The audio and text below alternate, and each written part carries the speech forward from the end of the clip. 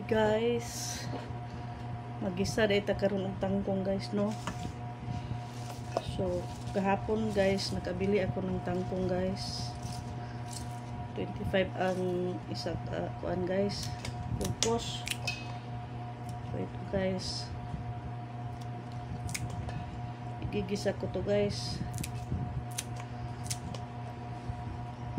Masarap kasi itong kangkong guys, kasi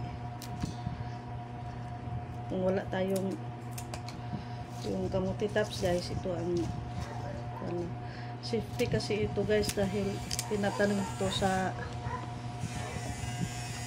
hindi yung nasa yung sa taniman ng bigas guys, yung basakan o sa Bisaya pa,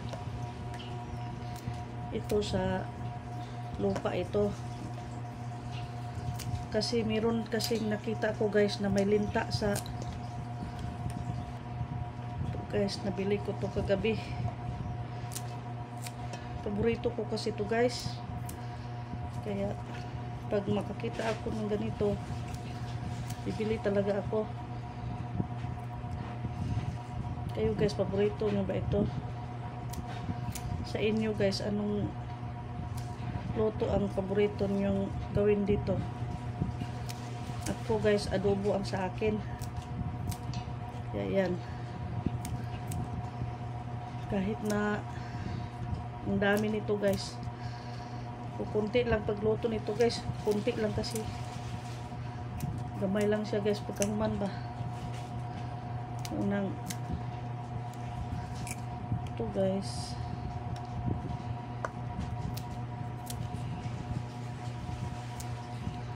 may tanim kasi ako nito guys, pero nahurot guys ba, namatay kasi yung kapitbahay namin nag-renovate ng bahay. Tinambakan nila ng mga kuan nila, simento. Pabayaan ko na lang guys kasi ayoko ng gulo. Pabayaan na lang natin guys kasi pasensyahan na lang para walang gulo ba. Alam mo na kung magkagulo, hindi natin alam ang anong magagawa ng tao. Wala na sila guys, kung konsensya sila o wala. Dito kasi sa amin tinitirhan guys, nirentahan mga pandito guys, hindi namin kilala ang mga kapitbahay. Ay, may isa kaming kilala dito sa kuan kabila. Mabait sila guys, palagi silang nagbibigay sa amin kasi nagbibigay din kami sa kanila. Minsan nagbibigay sila ng saging, nagbibigay. At saka pag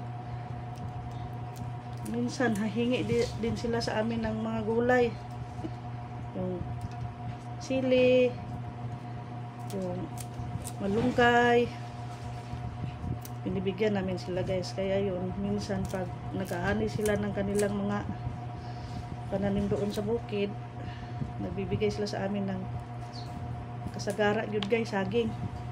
Siguro marami silang saging sa kanilang kuan. Yung ganitong saging guys, mahal kasi ito oh.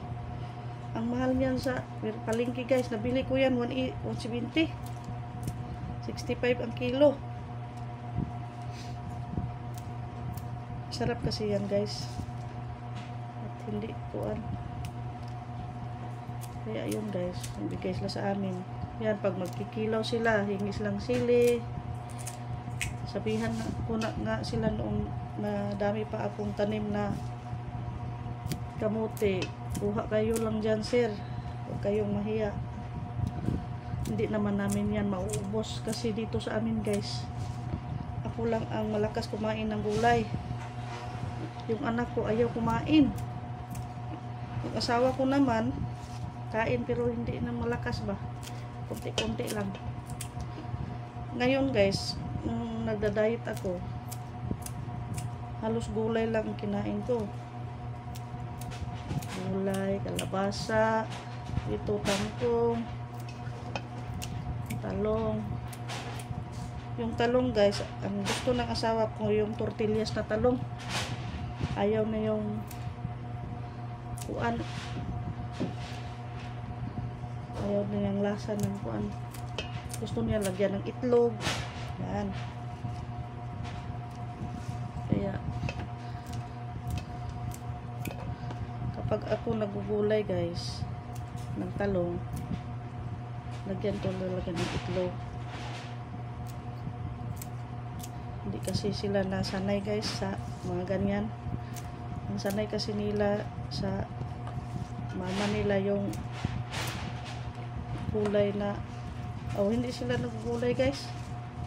Ang kinakain nila is yung mga baka na manok na luto na, bili na, kasi marami sila kasi guys, 10 sila. Ito yung mama niya noon, si Mama Jema, na sumangalit, sumalangit na ang kaluluwa, mamatay na. Ayaw niyang, hindi na niya kayang magluto guys dahil ang dami niyang mga trabaho guys, maglaba, basta palaging naglilinis ng bahay, puti ang mga damit. Pilip ako nun guys nung bata-bata pa siya, kasi ulirang ina talaga. Ang puti ng kanilang mga damit guys, at saka hindi ko yun malampasan guys, kasi minsan tamad ako na. Isa lang atong anak ko guys ha. Siya guys 10, tsaka hindi na niya kayang magluto, kaya yun, bibili na lang siya. At kung Sunday guys, baka sila, always baka, kaya yun, halos lahat ng anak niya guys may arthritis, kasi palaging naglata ng baka kapag sa Sunday.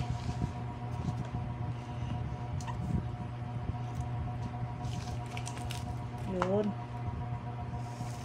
So guys,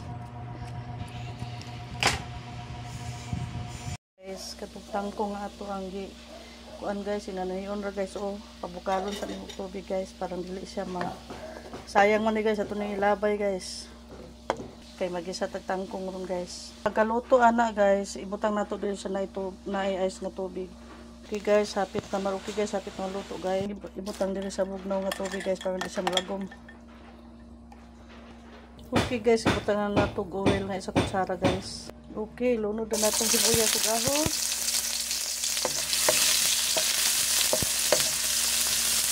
Mikos-mikos muna guys. Ilunod na itong isa kahiwang humba guys.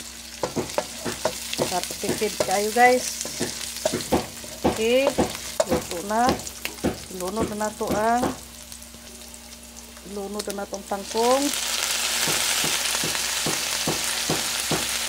Mikos-mikos na nato guys. Taba kay silingan guys. Yan naman day.